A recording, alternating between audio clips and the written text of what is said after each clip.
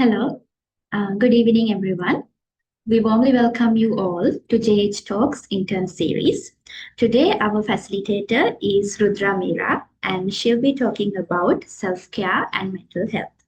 So, to tell you about our facilitator, Mira is a psychology undergraduate from ICBT Kandy with a deep interest in pursuing a career in clinical psychology. Their goal is to specialize in this field and support individuals on their path to healing and mental wellness. Her aim is also to create safe, open spaces where people can talk about mental health without fear or stigma and to inspire others prioritize their own well-being. Over to you, Me.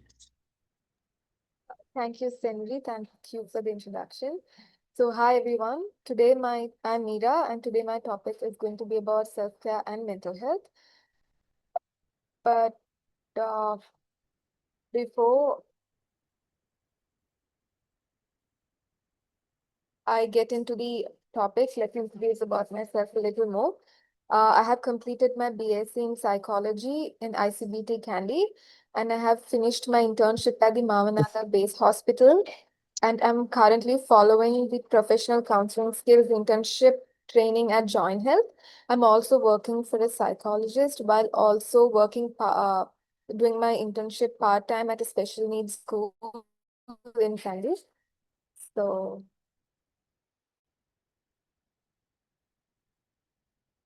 before we move in, this is just to gently keep you posted.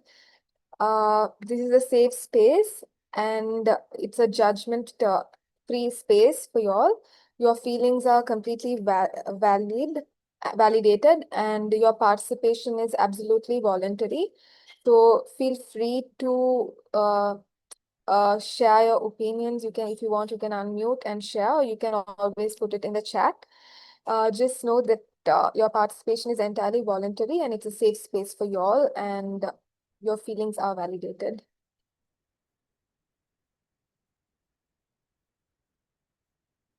So today, in my presentation, I'll be covering the following topics. So I'll start with what is mental health, key aspects of mental health, what is self-care, why it matters, how is self-care connected to mental health, types of self-care, science behind self-care, benefits of self-care in mental health, challenges of self-care, how self-care affects mental health, how to find what self-care works best for you, creating a personal self-care, myths and reality of self-care, and we also have an interesting activity time and a Q&A session. So to start with, what is mental health? So basically, mental health refers to a person's emotional, psychological, and social well-being. It affects how individuals think, feel, and behave, as well as how they handle stress related to others and also make choices. So a strong mental health or good mental health will improve your decision making and your relationship with yourself and with others as well. So, moving on, the key aspects of mental health. So, the key aspects of mental health is emotional well-being, which means emotional well-being means being able to cope with life stresses and recover from setbacks. So it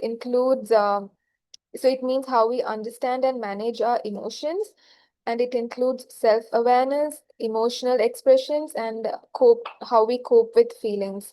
So how we could handle and cope with anger or sadness in healthy ways. And nextly, psychological well-being. Psychological well-being involves how we think, process information, and how we make decisions. So it includes focus, memory, learning, problem solving. For example, how we could stay positive in a stressful environment. And next aspect is the social well-being. Social social well-being means building and maintaining healthy relationship and connections. So it means it involves communication, empathy, and maintaining a supportive connection with people around you, and how it also involves how you interact with people. So as you can see, uh, mental health triangle, and what it means is that it shows the three essential areas that contribute to the overall well-being of a person. So it's important to have a proper balance of all three aspects of the mental health, because even if you don't take care of one, the whole triangle gets unstable.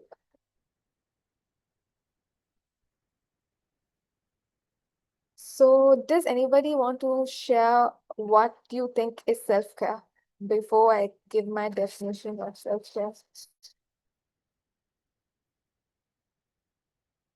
Does anybody want to share in the chat or define what self-care is?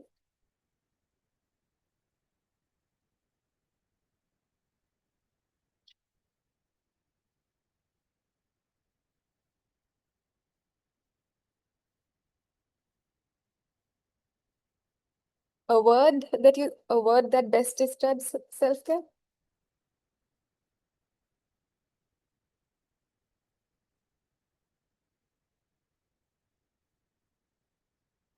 All right. No problem. Uh, let's see what.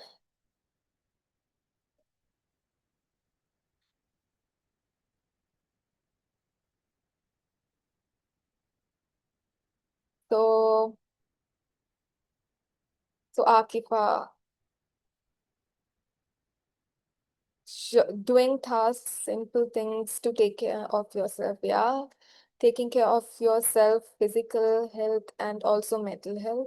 Yes. Self-care is taking care of your own self. Self-care for me is taking care of both your physical and mental health, not limiting to physical well-being only. Yeah. So yes, uh, thank you for your share. But let's move on to the definition. It is all self-care. Let's see the definition given over here. So, self-care is the practice of taking action, preserve or improve your own health and well-being, mentally, emotionally, and physically. It involves intentionally doing things that help you feel balanced, energized, and capable of managing daily tasks. So, yes, like you all said, self-care is about taking care of yourself, prioritizing yourself, and not just limited to physical well-being, but your overall well-being. It is more like taking care of yourself so you can feel the best. It's like um, giving yourself a little love and attention when you need it the most. So imagine your phone charge drains out, you plug your phone to charge, right? So self-care is something like that. Self-care is recharging yourself so that you show up better to other aspects or areas of your life.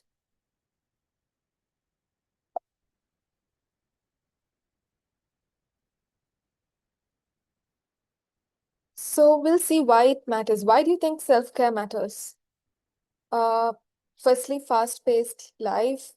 Today we live in a fast-moving life where we are constantly pressured to perform better, to do better, and we have easy access to social media where we constantly compare our lives with others, and also work-life imbalance. Like we're so much tied up to work, where we have so much of work pressure, and we often forget to prioritize ourselves and give ourselves that break and time to take care of ourselves, to recharge ourselves. Because if it's these breaks we take or these priorities that we give ourselves, or it's how we take care of ourselves, it has a significant impact on how we show up to other aspects of life. So self-care also matters because of the rising mental health issues in today's world, especially after COVID and economic crisis, and a lot more that's happening around the world. War today, self-care does matter because it does have an influence on our mental health. And I think it is important to take care of ourselves in the midst of all the things that we're going through today. How is self-care connected to mental health? Self-care and mental health are deeply connected because of how you take care of yourself directly affects your emotional and psychological well-being. Practicing regular self-care supports mental health by helping you manage stress, build resilience, and maintain balance in your life. Like I mentioned before, self-care is largely connected to mental health today. How we take care of ourselves and how we recharge or energize ourselves, we are able to build resilience and manage stresses that's put out from other aspects in life, like work.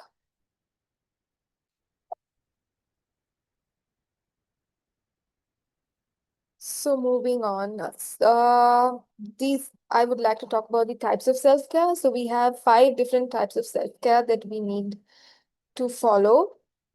Firstly, physical self-care. Physical self-care is about getting enough sleep, eating nutritious food, exercising regularly, staying hydrated, attending medical checkups. So physical self-care helps you energize, it keeps you fit, it keeps you healthy. And I think we need to prioritize our physical self-care even to lead a healthy life. And a proper nutrition, for example, it does play a role in our mental health because the nutritions we take has a significant impact on uh, our mental health as well. On even let be it just feeling low, feeling tired, feeling fatigue. I think nutrition plays a significant role on it. Even exercising. Moving on, emotional self-care. Emotional self-care is allowing yourself to feel the emotions without any judgments. It's about feeling what you feel like and not judging yourself for feeling in a certain way. Like, for example, maybe you're going through something and maybe we are feeling in a certain way, but it's important we don't judge ourselves feeling it in certain way just because somebody else doesn't feel the same way for a similar circumstances. So it's important we don't judge ourselves for what we feel. And talking to a trusted friend or a therapist, journaling or expressing your feelings creatively, setting boundaries to protect your emotional space.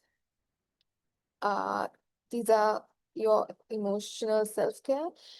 And mental self-care. Mental self-care is practicing mindful or and meditation, learning something new, engaging in hobbies, setting boundaries to protect your emotional space, or even going for therapy. These are your mental self-care. And spiritual self-care, I personally like this the most. I'll tell you why later. Practicing prayers and meditation, spending time in nature, exploring personal values and beliefs, practicing in a faith community. So I personally like it because I'm a religious person, and I feel really calm. Like when I go or when I pray, when I do my daily prayers, or when I go to the Kovil, I feel really calm. When I'm back, I feel really energized, calm, smooth. And yeah, there is a difference in me, and I notice it every time I pray. So I personally like spiritual self-care also. And social self-care. So social self-care is also one of my favorite because it's spending time with supportive people, asking help when needed, which is extremely important. Saying no when you're overwhelmed and cultivating healthy relationships. So spending time with supportive people will have a significant impact on how you deal with stress. For some people or even me, when I am stressed and when I go out with my friends, I feel really good. I feel there's a change in me. I feel like boosts me up when I'm around them, and it also helps me handle my stress better. And asking help when needed is one of the most thing. Sometimes we might think we can handle most of our problems alone, but I think it's important to seek for help when needed.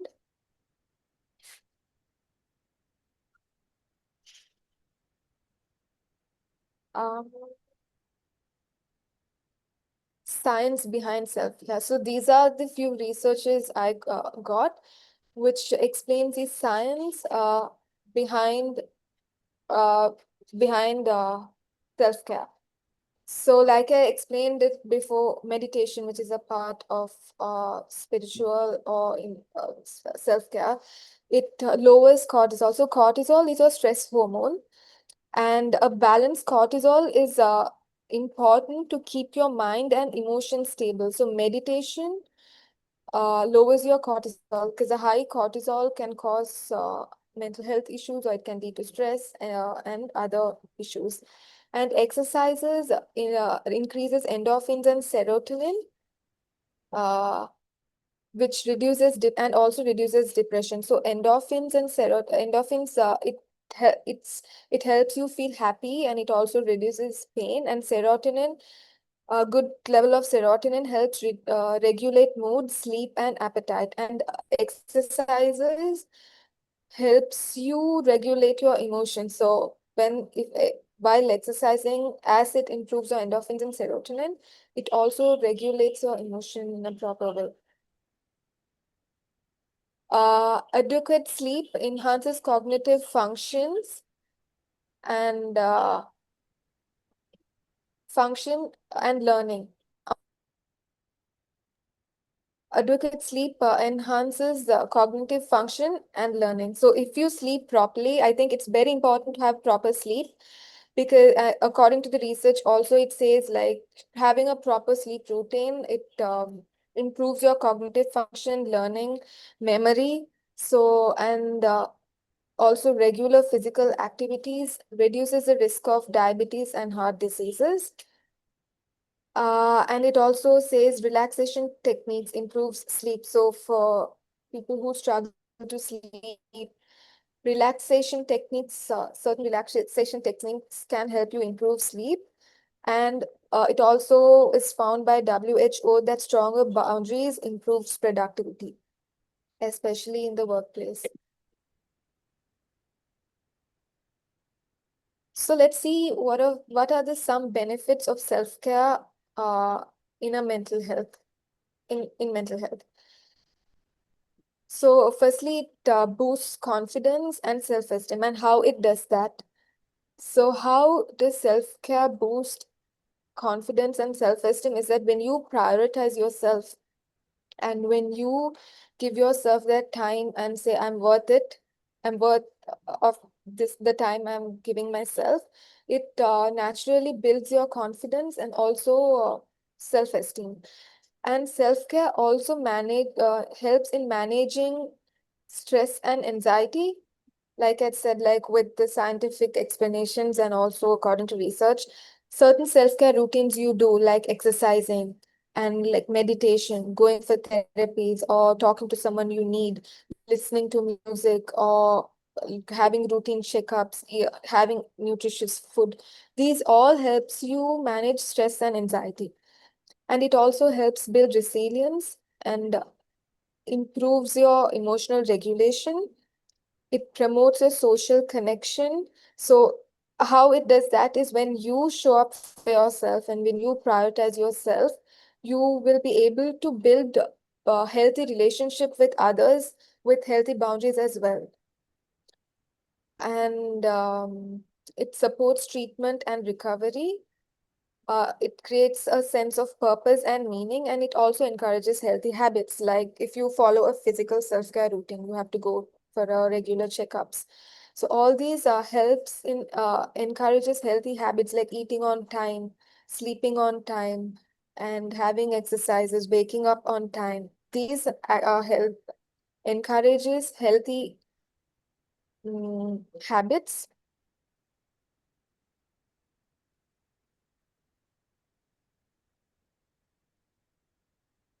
So just like every other aspects in life, self-care also has certain challenges that we need to come across. So one of it is it's not for people with mental health issues. So self-care does contribute positively in mental health, but it's not for everyone, especially when you have a long-term mental health symptoms like symptoms of depression or symptoms of anxiety. It's always better to reach out for help. It's always better to speak out to someone and take the necessary steps, actions it's needed. self-care alone will not be enough, although it is also it will also contribute in your healing journey. And the lack of time, like in today's world, people are running behind work, and it's a fast-moving life, like I said before. So sometimes they might not be able to allocate that time for themselves or follow certain self-care routines because of the responsibilities they have and guilt or shame. So I see this mostly on mothers who are having kids. They feel guilty of allocating that time for them, because they want to allocate the time for the responsibilities they have, especially with their kids and family. And most of the time, spending time for themselves, they feel extremely guilty for it. So uh, this is quite challenging for people who could feel guilty for prioritizing them, allocating time for themselves. And lack of resources. And some people might not have access for everything, depending for even if it means to be going out for exercises. We are they might not have the necessary resources needed for self-care. And the societal pressure, like I said, we are living in a world where sometimes society can exert pressure in us and tell, no, this is what we have to do, we have to keep going, we have to have our hands on our responsibilities, but take care of ourselves. So these are the possible challenges that we could come through when trying to create a self-care routine.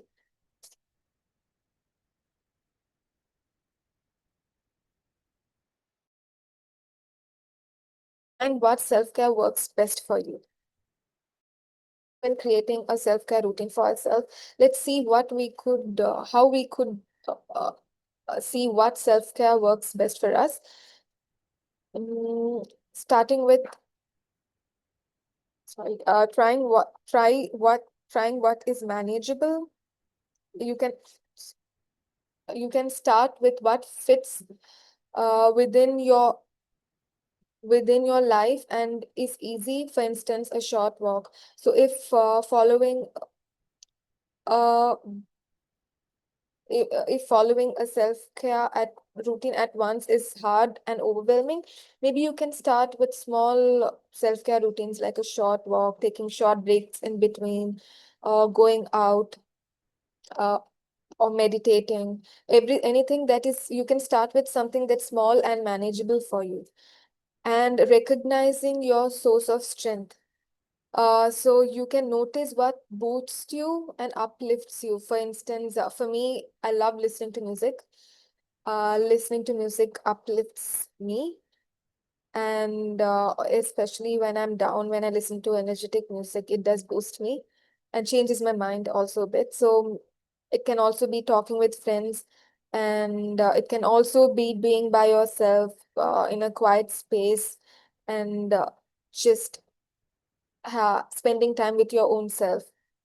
But yeah, so you need to recognize your source of strength and what makes you feel better and what grounds you and calms you down. So, for instance, journaling, meditation, or drawing, and being kind to yourself. So you can also start by being kind to yourself. And also one important thing, listening to your body. So in order to uh, create a self-care routine, you also need to listen to your body, paying attention to what your body needs and follow it with care. For sometimes your body might give you signals that you need to rest or you need to calm or you need to take a short break. I think at that point, it's important for you to listen to your body and pay attention to what it says and follow it. And self-care, and so this is a small example of how a personal self-care plan can look like. In the morning, it can be about 10-minute stretch or walking outside. It can be about daily affirmations.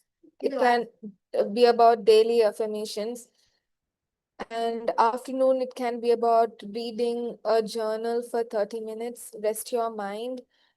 And evening, it can be about reflecting, journaling, or meditation for 10 to 15 minutes. And night, it can be as simple as sleeping. I know for 7 to 9 hours, restoring your energy and mental focus. So one main important thing is we shouldn't be we shouldn't compare our self-care routine with our colleagues or friends or another person's self-care routine, because it can differ from person to person based on what we need, and what we need. So for example, sometimes a self-care might look like just taking a nap. On the other day, it can be about going out for a walk. On another day, it can be about going out with friends.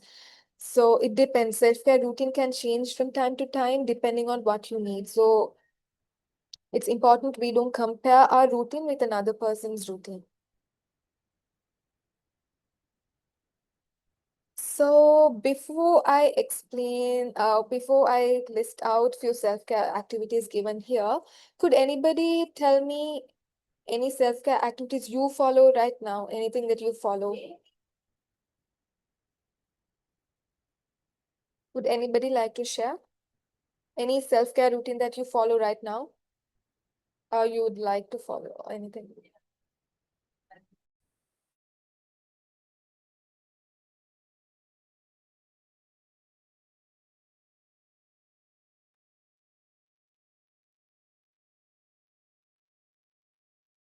Sleeping for certain hours, drinking for a lot of water. That's extremely good. Good rested sleep. Taking a cold shower and skincare. I love it. Uh, Anybody else would like to share reading, sleeping, and praying? That's nice. Praying. That's nice. Anybody else? Okay. Thank you. Thank you for sharing. Thank you for sharing your self-care activities. So I personally follow praying, and I also follow positive affirmations, and there are sometimes I deactivate my Instagram social media sometimes when I feel like I'm too caught up with it, or when I feel like it's stressing me out because I'm too much addicted to it. I have a habit of going on a social detox. Like I deactivate my Instagram when it gets a little stressful. And I also have a habit, certain times I also follow a skincare routine. Or even if it means to go to a dermatologist, sometimes I do follow that, and listening to music. So these are a few self-care routines I follow. But let's see, 25 easy self-care activities. Going for a walk, creating something like writing, painting, baking, knitting. I personally know some people love to bake, and I've also heard some people sharing how much cooking can relieve their stress. So they love to cook.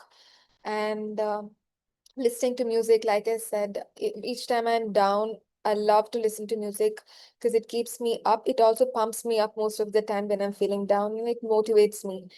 And playing with pets, learning a new hobby, talking with a friend, reading, watching a movie, counting things that you're grateful for, following a gratitude journal, which is extremely important. It can divert our mind um, from looking at the setbacks to looking at the positive aspects of life. And and also having a warm shower, bath, asking for a hug, hugging your loved ones, journaling, sit in the sun, do yoga, stretching, visualization, grounding activities. Visualization, yes, it I have also tried that. It does help a lot when you visualize a positive future for yourself.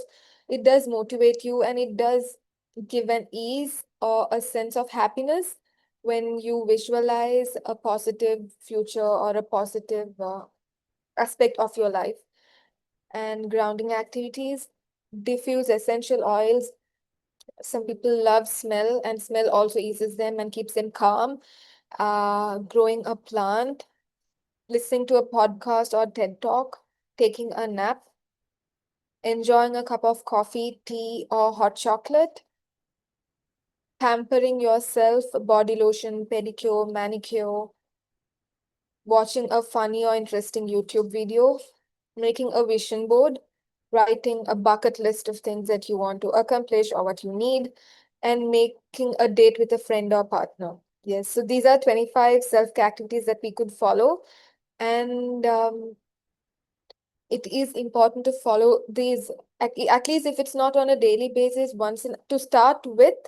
Having a routine is it's extremely good, but if it's difficult for us to start all at once, we can start slow. Like for example, watching a funny or interesting YouTube video uh di- that pumps you up or makes you laugh or keeps you happy, or going for going out for coffee alone by yourself or with your friend or family. So these are activities that can actually um, inf impact your mental health in a positive way.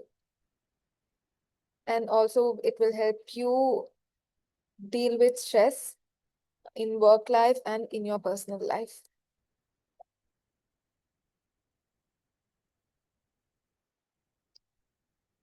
So we'll now take a look at myths and reality of self-care.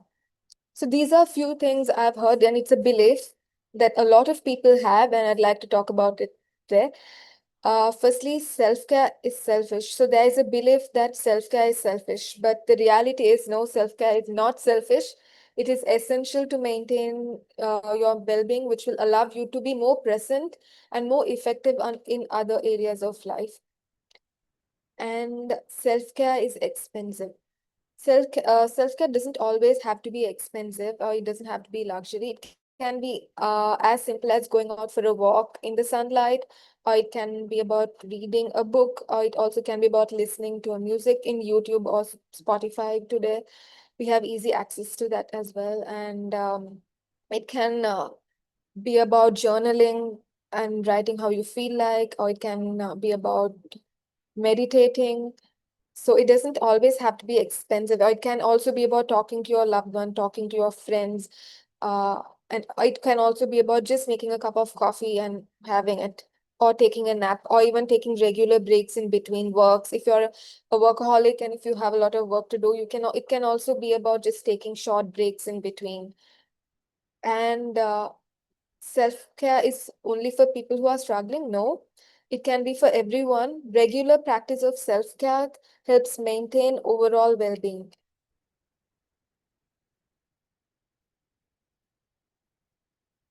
So now we have a fun activity time. Um, let's move on to it. So everyone, before we finish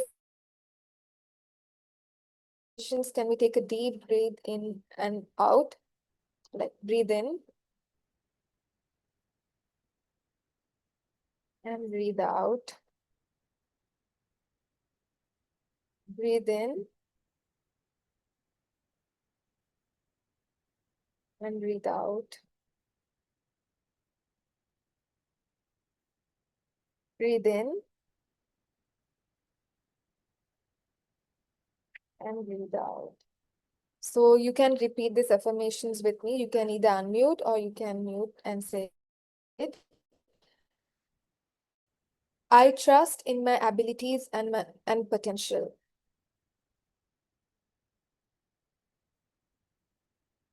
I choose to focus on the good in my life.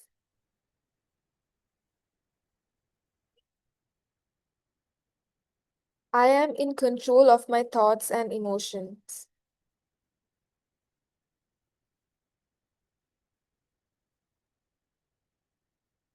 I am grateful for all I have.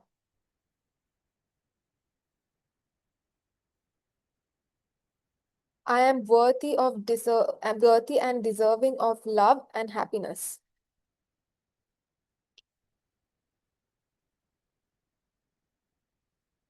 So this is a small daily affirmation which, like I said, I used to follow and I follow sometimes. So I'd like you all also to follow daily affirmations. It does play a significant role in how we feel like within the day or how we feel about ourselves because it rewires the way we think of ourselves and how we perceive life. So I think a daily affirmation in the morning, it won't even take 5 minutes. It's only going to take you 3 to 4 minutes.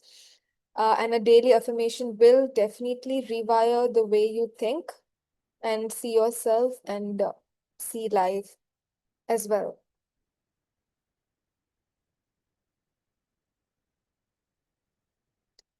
So another activity is can anyone share, anyone, all of you, share one activity you want to stop doing right now, from now, and one activity you want to stop doing from now. One activity you want to start from now, and one activity you want to stop doing from now, based on the presentation we've had. Anybody wants to stop and start?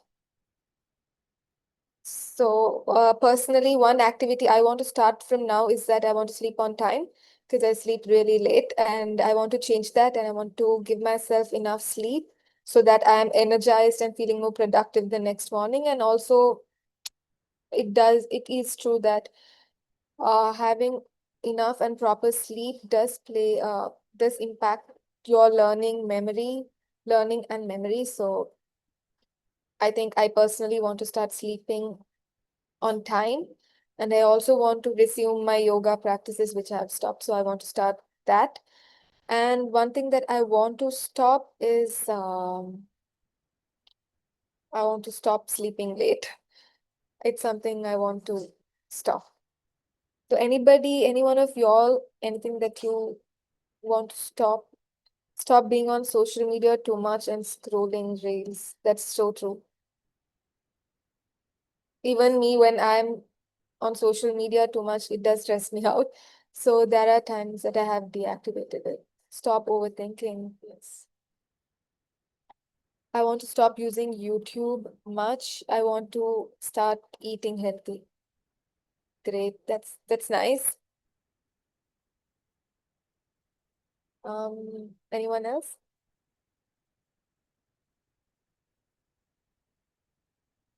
All right. Thank you for your share. Yeah, I think most of us, even me, we have certain even me, I have certain activities that I need to stop, starting from my sleep or social media attachment. And there are certain things I want to start for myself as well. So thank you for that share once again. And so these are a set of reminders for us today. Self-care isn't selfish, it's a soul work. Uh, a walk alone, a music that uplifts you deserve to take a break, rest deeply, journal. You're enough as who you are, as you are. Feel your feelings, do one thing that makes you happy. So this is a small reminder I want to give each one of you all. Yes, self-care isn't selfish and you are enough as you are, and please allow yourself to feel the way you are feeling. And every day you can do something extremely small, something that would make you happy every day. And yes, you do deserve to take that break. And it is important to take that break because it's only when we prioritize ourselves, we can show up better to the environment around us and our surroundings. And also if it means to be productive. And so small Q&A time activity.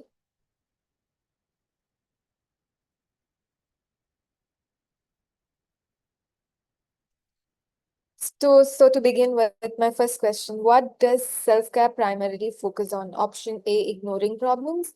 B, maintaining physical, mental, and emotional health. C, working more hours. D, avoiding social interaction. Anybody wants to unmute and share? B, B.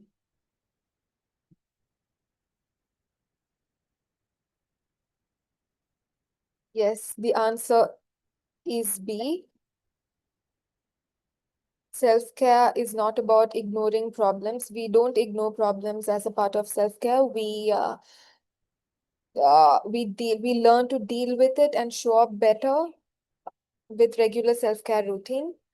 And we also don't work for more hours, but we have balanced hours of working. And with regular self-care, it will also help us create a good social network. It will improve our social interaction. We don't avoid social interaction. Thank you for that answer. So, question number 2. Which of the following is not a benefit of self-care?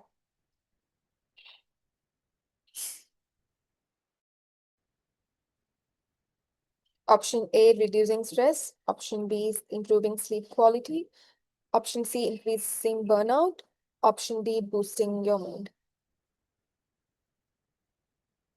Anybody wants to share? Option C. Yes. Sorry. Yes, it's option C, increasing burnout. Yeah. In self-care, with regular self-care practices, it reduces your burnout because it positively impacts your mental health by reducing your stress level, and it also helps you deal with anxiety. So it doesn't increase your burnout. And it does, so certain advantages of self-care is that it does reduce stress, and it improves your sleep quality, and it also boosts your mood.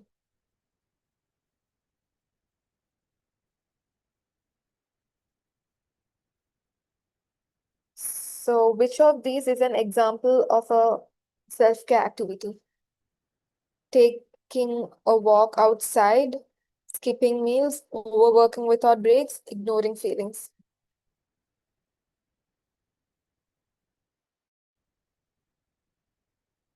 A.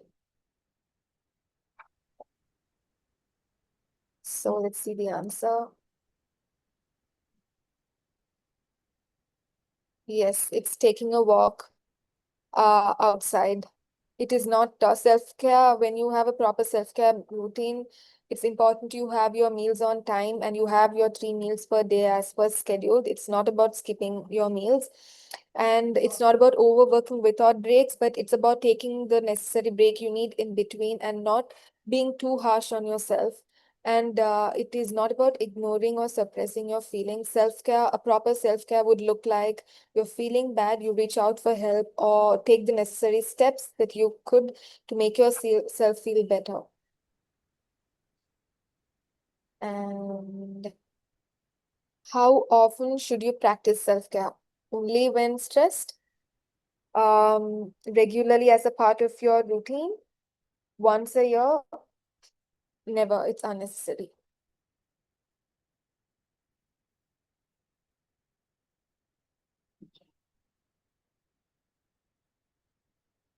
Yeah, that's right. It's option B.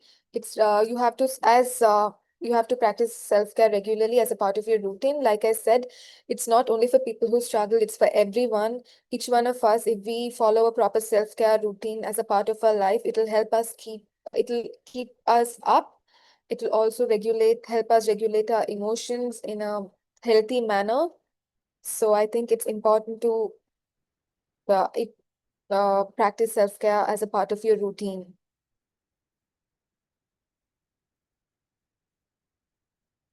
So the next question. Which of the following could be a sign that you need more self-care?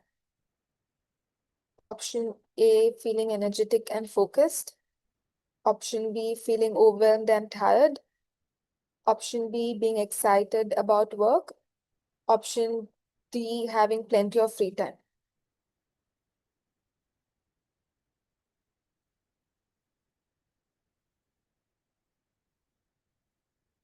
Option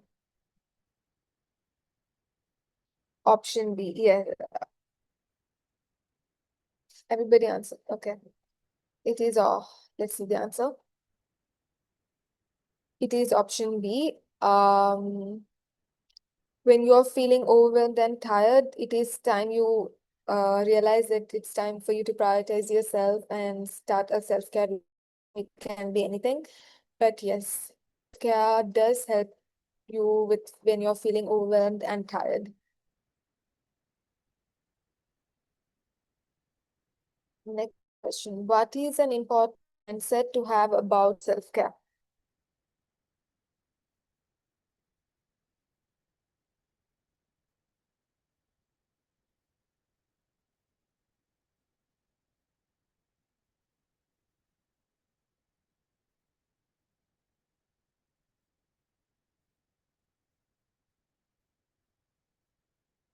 Eh, Yes, you're right.